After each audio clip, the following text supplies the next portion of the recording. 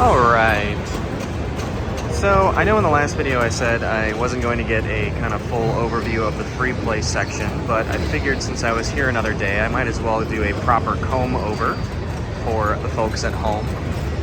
Again, I'm not going to go up into each individual play field and show you their conditions. You can just kind of assume that they're all in various, different conditions. And with them being on the game floor all day, the flippers are going to be kind of hot, they're going to be a little weak. So some of the games may not be playing 100% the way that they're supposed to, but that's just kind of the nature of an expo. Games are getting played all day, so you kind of have to expect that. But I figured I would just kind of give a quick walkthrough of the free play section this year. There is no major collection in the other room this time. This is pretty much the entirety of the free play section. Kind of brings me back to some of the older pinball expos, kind of in the mid-2000s. They used to always have their free play sections kind of together with everything else. But there's some different games that weren't here yesterday, and some other rare ones that are working today, so figured it would be worthwhile. Like this Defender here is pretty cool to see. I think this was here yesterday, but I didn't make a mention of it.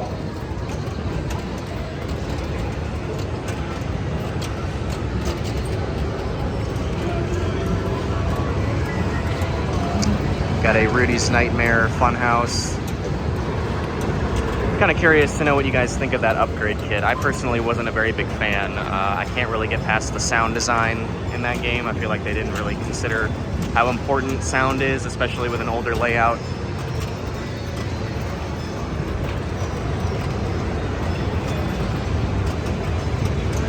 A Whitewater is always nice to see. Whitewater is one of my favorite games.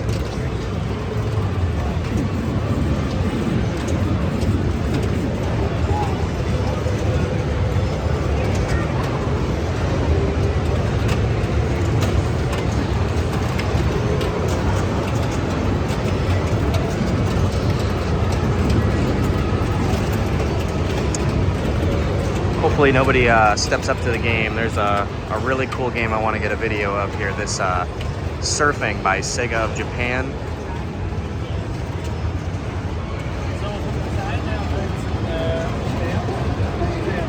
You see they were using wire forms in the Electromechanical era.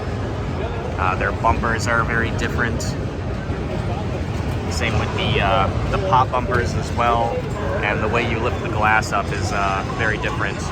These were only ever made in Japan. You can see the coin door is for yen, and not many of them made it over here or survived, period. A lot of them ended up just getting trashed because that's just kind of the, or at least, was. It's not as much anymore, but, that was definitely the mentality back then. Once it was done, you throw it away. So, kind of sad because I feel like Sega was really way ahead of their time. For that era. If you ever get a chance to see some of the layouts that came out of that era, they are fascinating. They were really pushing the envelope for what an electromechanical game could do. Each game was very unique. Got an electromechanical fireball. Those are always cool to see. Ghostbusters Premium. A Cubert's Quest. Very rare game there.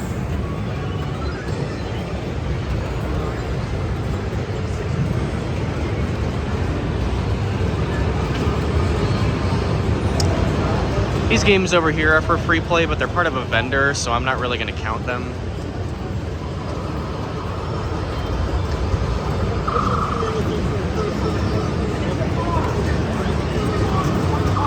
And then, as usual, like with every Pinball Expo, some of these games are for sale, some of them aren't for sale. I noticed some of them have their prices and some of them don't, which I think is kind of obnoxious. If you're going to put your game for sale out on the Pinball Expo floor, you got to put your price on there. I'm not going to call you just to ask what the price is. Kind of tells me, like, if they're not showing the price, it's probably too expensive. You should probably look somewhere else.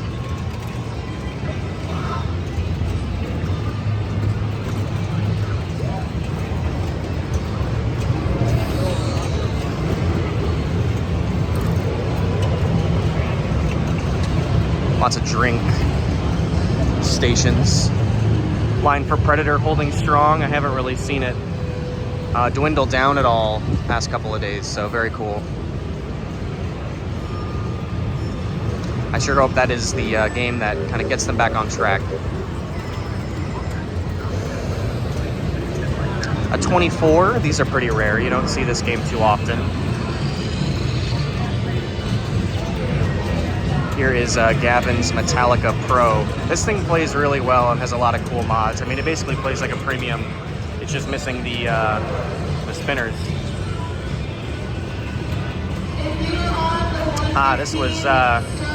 This was working yesterday. Seems to have failed. See, like this Ripley's, believe it or not, this is for sale, but there's no price listed, and the game is completely haggard. There are issues abundant on that one, so I'm curious to see how much he wants for it, because that thing is not worth more than like $2,500, $3,000 maybe at the most. There's a lot of mods on it, so I'm assuming that's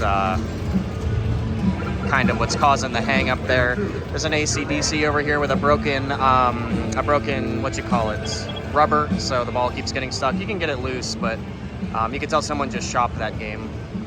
Very surprised to see how expensive AC/DC Pros are.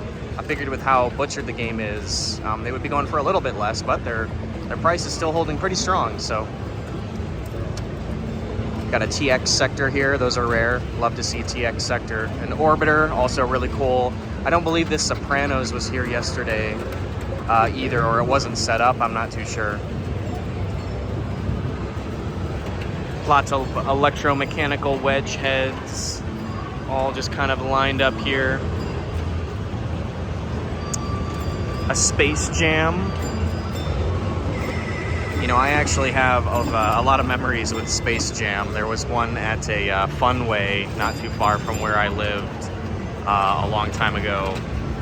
And I remember just sitting there playing this broken, beat-up Space Jam and having the time of my life.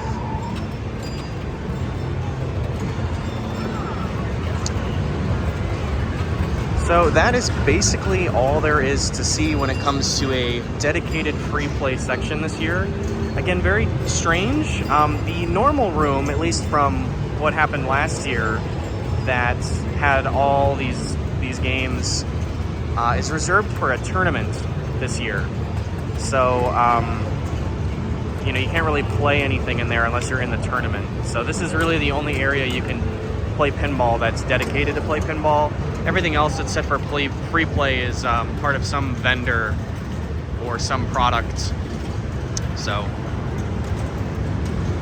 if you are interested in knowing what is on the floor, I'm assuming this is going to stay consistent considering today is Friday. I was actually going to get a full floor walk for Friday as well, but not much has changed from yesterday, so I figured I would just do a walkthrough of the free play section.